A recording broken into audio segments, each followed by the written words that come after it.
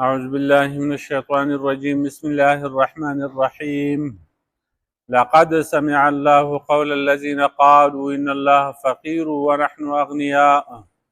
سنكتب ما قالوا وقتلهم الأنبياء بغير حق ونقول ذوقوا عذاب الحريق ذلك بما قدمت أيديكم وأن الله ليس بظلام للعبيد رب د مخکې سردار چې مخکې آیات کې هم د شومانو تذکره وکړه کوم خلق چې بخیران دي د الله په لاره کې مال نه لګوي نو اوس په دې آیات کې دا کسانو تذکره کوي چې هغو شومان هم دي او د هغې باوجود پیشاړي هم کوي چې کله د هغو نه مطالبه وشي د الله په لاره کې د مال لګولو نو هغو بیا پیشاړي کوي نو شان نزول د دې آیت دا دی چې پیغمبر پاک صلی الله علیه وسلم ابوبکر صدیق رضی الله عنه له خط ورکړ وی دا ویسا قبیله د بنو قینقاع ته هغو له دعوت د اسلام ورکړه ابوبکر صدیق رضی الله عنه خط ویوړ او بیت المدراس ته هغو یو مدرسه وه کالج و په هغې کې فنحاس بن عازوره هغه غټ مدرس و لوی عالم و د هغو هغه ناست و ابوبکر صدیق رضی الله عنه هغه خط هغه له ورکړه نو په هغې کې دا لیکلي وو دعوت د اسلام و چې ای خلقو یهودو اسلام قبول کړئ پابندي کوئ د مانځه او د روژې او د حج او د زکات او بیا پکې دا الفاظ واقرض الله قرضا حسنه الله پاک ته قرض ورکړئ قرض ښایسته نو کله چې هغه فنحاس بن عازوره هغه عالم دا خط پړاو کو نو وی خندل وی چې د دې مطلب خدا شو چې الله پاک غریب دی او موږ مالدار یو موږ چې الله پاک ته قرض ورکو نو خدای پاک غریب دی او موږ مالدار یو نو انکار یې وکړو د مال ورکولو نه نو دا آیت د هغوی په رد کې نازل شو لقد سمع الله قول الذین قالوا ان الله فقیر په تحقیق سره واورېده الله پاک خبره دا کسانو چې هغو ووي چې یقینا الله پاک غریب دی و نحن اغنیا او موږ مالداره یو چې الله پاک زموږ نه مال غواړي نو الله پاک ولې غریب دی چې زموږ نه مال غواړي نو موږ مالدار یو خدای پاک غریب دی نو دا الفاظ یې وویې دا بې مناسبه الفاظ و نو قرآن هغه نقل کړه په دوی باندې رد وکړو چې الله پاک واوري د خبره نو الله پاک عادم شو په هغې باندې هغه خو مخکې نه هم عادم و مطلب دا شو چې د دې به الله پاک سزا ورکوي نه یوازې اورېدل نه دي پوهه نه ده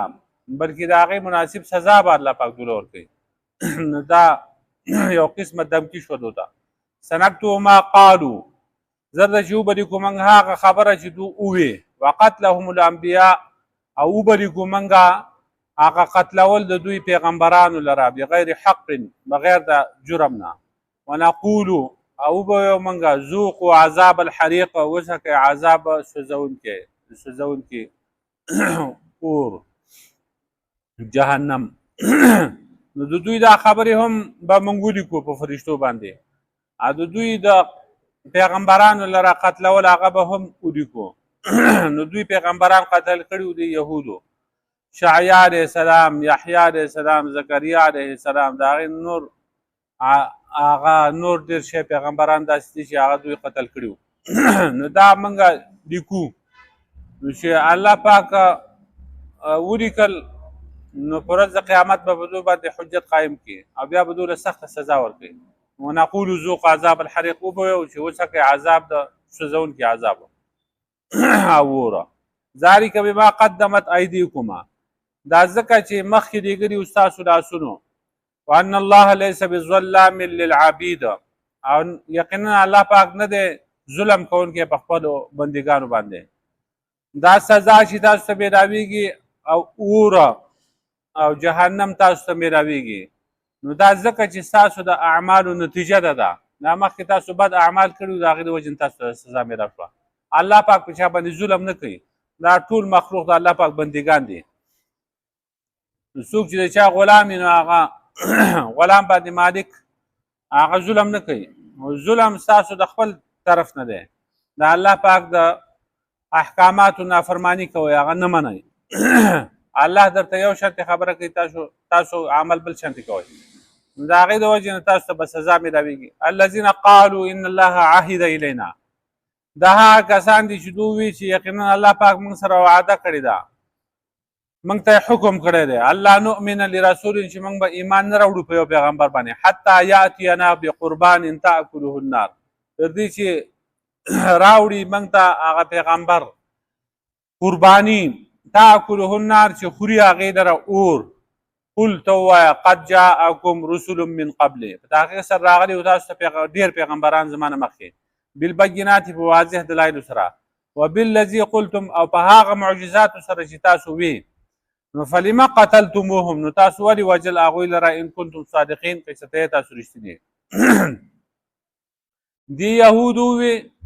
چې خدای پاک موږ سره دا لوظ کړی چې موږ به ایمان نه راوړو په یو پیغمبر باندې. د صدقې په باره کې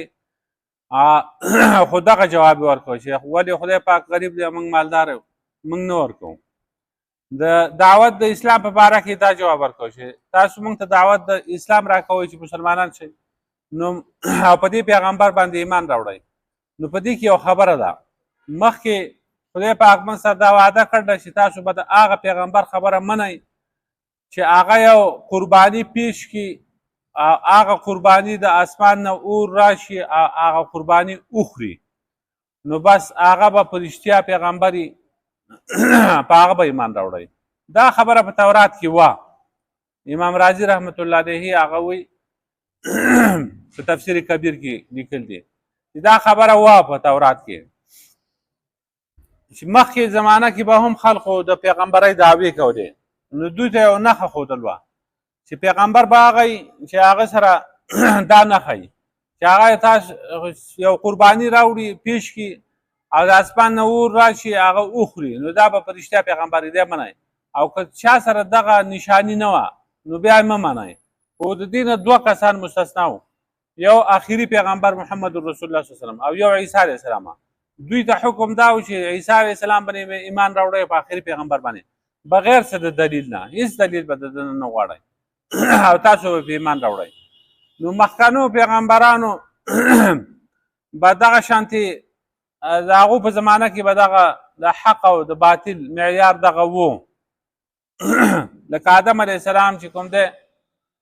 د هغه یو زوی ولګېده قابیل، هغه بل زوی حابیل قتل کړ. او د هغې نه مخکې چې کوم دی د اقلیمه د هغوی خور وه، په هغې باندې دوی شر و. یو وی چې دا زه په نکاح اخلم، هغه بل وي زه په نکاح اخلم. آدم علیه السلام ورته وایي تاسو قرباني پیش کړئ چې د چا قرباني الله پاک قبوله کړه دا به د هغه وي. نو د حابیل په قرباني پیش کړه، یو ګډ چې کوم دی هغه یې ذبحه کړه، اسمان نه اور راغی، هغه قرباني د هغه قبوله شوه، هغه اور قرباني هغه ګډه هغه وسېزله. او قابیل چې و هغه ردي غوندې غنم راوړي او هغه قبول نه شو. د هغې باوجود بیا هغه ولګېد، هغه خپل ورور یې قتل کړ، مړ یې کړ. او د هغه نه د هغه بیبي چې د هغه یې په زور اخېسته. نو مخکې زمانه کې دغه شانتې وه، خو د دې قربانۍ نه چې کوم دی د حق او د باطل معیار دغسې و. لیکن دا دوه پیغمبران د هغې نه مستثنا وو، یو عیسی علیه السلام او یو محمد رسول الله صلی الله علیه وسلم.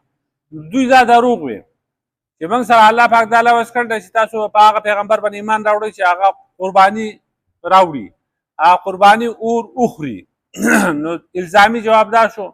چې ای خلقو ته ورته ووایه پیغمبر صلی الله علیه وسلم چې ای خلقو تاسو ته خو ډېر پیغمبران د دې نه مخکې راغلي په معجزاتو سره، داسې پیغمبران پکې راغلي دي چې هغو قرباني پیش کړې ده، د هغې باوجود بیا پې تاسو ایمان نه دی راوړی. او د دین علاوه په هغه معجزاتو سره هم پیغمبران راغلي دي چې تاسو ووایئ چې دا معجزه موږ ته ښکاره کړئ او هغه معجزه راوړې ده او بیا هم تاسو نه دي منلي. داسې باطل پرست خلک هغه مخکې کم تېر شوی دی. لکه صالح علیه السلام ته یې ونه وي چې د دې ګټې نه موږ ته اوښه راوباسه چې هغه د 10 میاشتو بلار به او چې راوځي هغه لنګه شي، موږ به ستا خبره ومنو. نو یو غټ کمر و یو ګټه وه د هغې نه صالح علیه السلام چې کوم دی دعا وکړه د هغې نه اوښه راووته هغه بلار به هم وه لنګه شوه بچی یې ورسره بیا ورله نمبر کېښوده نمبر چې کوم دی د اوبو یوه ورځ به د دو وه یوه ورځ به چې کوم دی د هغه اوښې وه ځکه چې هغه د الله پاک د نشاناتو نه یوه غټه نشاني وه په هغه کې دومره پوی و چې هغه صحابت علاقې ته کېده دو به ورپسې لوښي راوړه او پی به یې ترې وړه خو یوه ورځ به په دو باندې اوبه بند شوې نو دوی وایي دا خو اوبه چې کوم دی هغه اوښه څښي موږ داسې پاتې شو نو څه کسان یې ورپسې ولمسول قیدار بن سالف نومې سړی و هغه یې ورپسې ولمسوه هغه چې دا خپې کټ کړې د هغې نه وروسته هغه اوښه چې کوم دی هغه مړه کړه بچی یې واپس لاړ په هغه ګټه کې بیا ورننوته او په دو باندې عذاب راغی بس د صالح علیه السلام ورته وایي اوس انتظار کوئ په تاسو باندې به عذاب راځي یا نور داسې ډېر پیغمبرانو چې هغو دو ورته ووایي چې موږ ته دا معجزه پیش کړه نو پیغمبر به دعا وکړه معجزه به راغله او د هغې باوجود تاسو هغه وژلي دي د هغو خبره نه ده منلې نو فلم قتلتموه من کنتم صادقین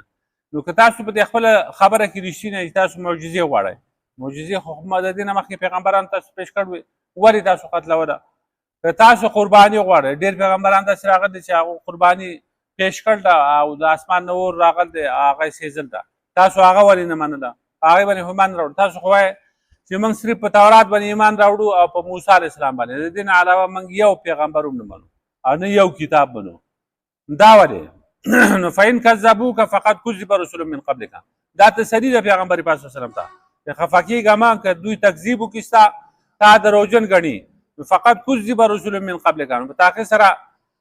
دروغجن ګڼلی شوي ډېر پیغمبران ستا نه مخکې جاءو بالبینات چې هغو راوړي واضح معجزات والزبر او صحیفې والکتاب المنیر او کتاب چمکدار رڼادار که دا خلق ستا تکذیب کوي ستا خبره نه مني نو هېڅ خبره نه ده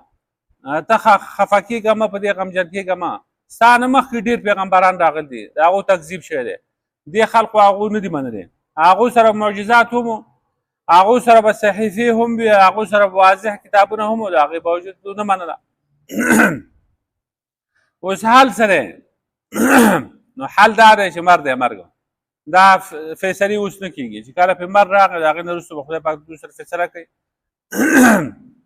که څوک مني ودې مني که نه مني نو مرګ را روان دی د هغې نه وروسته بیا د دوی سترګې به رڼا شي اوس د دوی د عقل صحیح کار نه کوي او چې مړه شو د هغې نه وروسته بیا د زړه هغه سترګې د دوی کولاو شي نو کل نفس ذائقة الموت هر نفس چې کوم دی هغه سکونکی د مرګ دی وانما توفون اجورکم یوم القیامة او یقینا پوره به درکړی شي تاسو ته اجرونه ستاسو په ورځ د قیامت فمن زحزح عن النار نو څوک چې بچ کړی شو د اور نه وادخل الجنة او داخل شو جنت ته فقد فاز نو په تحقیق سره دی کامیاب شو وابا الحیات الدنیا الا متاع الغرور او نه د ژوند لنډ مګر هغه سامان د دوکې دی هر نفس سکونکی د مرګ دی څومره مخلوقات چې په دنیا کې پیدا شوي دي دا ټول به مړه شي یو کس ته پاتې کېږي ویبقى وجه ربک ذی الجلال والاکرام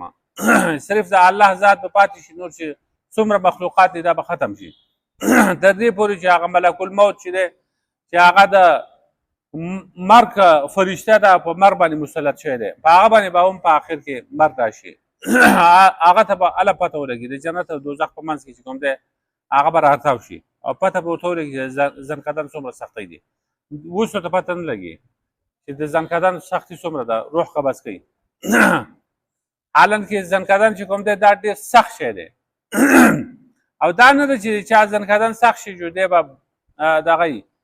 ګناهګار سړی به عایشه رضی الله عنها فرمایي چې ما خیال دا وشي چې چا زنکدن سخي نو دی به ګناهګار یې خو چې کله د پیغمبر پاک صلی الله علیه وسلم زنکدن ما ولیده نو ما ته پته ولګېده چې دا د ګناهګار خبره نه ده خو زنکدن به د هر سړي سخي عمرو ابن عاص رضی الله عنه به فرمایل چې یو سړي هغه سترګې کار کوي هوش حواس هغه کار کوي او دی د مرګ په حقیقت باندې نه پوهېږي دی د مرګ تفسیر نشي بیانولی دا خو عجیبه خبره ده تعجب به کوو کله چې دی وفات کېده نو عبدالله ابن عمرو ابن عاص رضی الله تعالی عنه د هغه زوی ورته ناست و ورته وویل چې ای پلاره ته موږ ته اوس هغه تفصیل بیان کا تا چې مخکې وي چې دا تعجب خبره ده اوس خو ته ځنکدن دې شروع دی او ستا خبره زمونږ اورې هغه وی اورم او وی سترګې دې غړېږي هغه وی سترګې مې غړېږي موږ ته بیان کړه چې دا ځنکدن څه شی دی دا څه تکلیف دی هغه وی توبه وباسه وی دا روح مې داسې راوځي لکه د ستنې په سوام کې چې یو شی ته دنده کوي د ستنې په سوام کې اوښ یا څه شی ته دنده کوي هغه چېرته دغه کېږي چې وځي په دې طریقه باندې او په رضوا چې کوم دی یو غټ غار په مدینه کې د احد نه وروستو بل غټ غار چې کوم دی دغه دی وی لکه دا چې زما په اوږو باندې پروتې وي دومره سختي ده نو دا صحابه کرامو حالت نو بل یو سړی چې کوم دی چې هغه وفات کېږي او مرګ په هغه باندې راځي نو څومره سختي به په هغه باندې نو د مرګ نه هېڅوک نه بچ کېږي هر نفس چې دی دا سکون کې د مرګ دی تاسو له پوره بدلې درکولی کېږي په ورځ د قیامت باندې چې چا نیک کار کړی دی هغه ته به ښه بدله میلاو شي چا بد کار کړی دی کفر یې کړی دی انکار یې کړی دی شرک بدعات په دې کې اخته او په فسق و فجور کې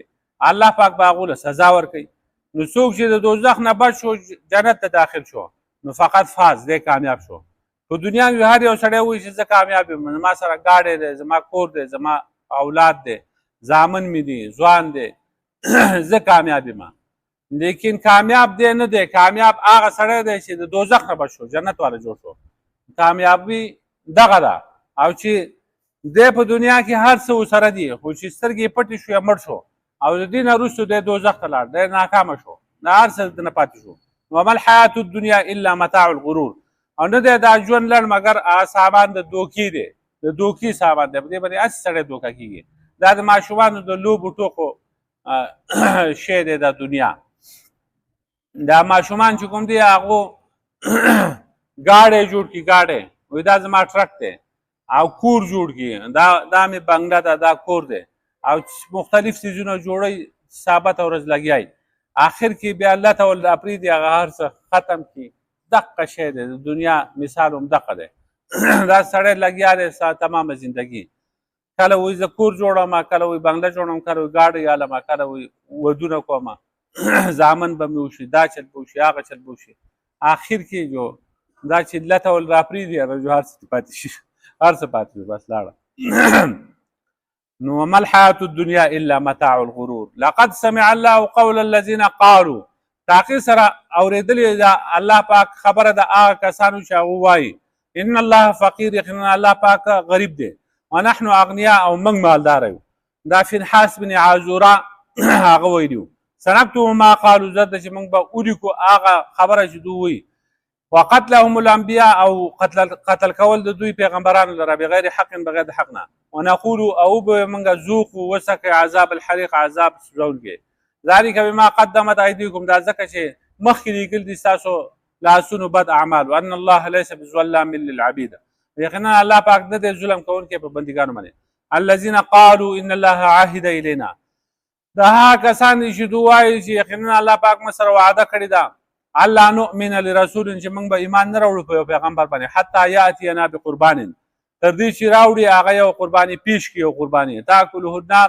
چې خوري هغې لره اور قل قد جاءكم رسل من قبل تو وایه په تاخیر سره راغلي ډېر پیغمبران تاسو ته زمانه مخکې بالبینات په واضح دلایلو سره وبالذي قلتم او په هغه معجزاتو سره چې تاسو به وي فرمایشي معجزات سره فلما قتلتموهم نو تاسو ولې قتلول هغوی لره ان کنتم صادقین که چېرته تاسو رښتیني فان کذبوک که چېرته دوی تکذیب کوي ستا فقط کذب رسول من قبلک په تاخیر سره تکذیب شوی د ډېرو پیغمبرانو ستا نه مخکې جاءوا بالبينات چې هغو راوړي معجزات والزبور او صحیفې والکتاب المنیر او کتاب چمکدار کل نفس ذائقة الموت هر نفس کوم دی سکون کې د مرګ دی وانما توفون اجورکم او یقینا پوره به درکړی شي تاسو بدلې یوم القیامت پر ورځ د قیامت فمن زحزح عن النار پس هغه څوک چې بچ شي د اور نه وادخل الجنة او داخل شو جنت ته فقد فاز نو په تاخیر سره دی کامیاب شو وما الحیات الدنیا الا متاع الغرور او نه دی ژوند لړ مګر سامان د دوکې دی ربنا ظلمنا انفسنا ولم تغفر لنا صلى الله تعالى على خير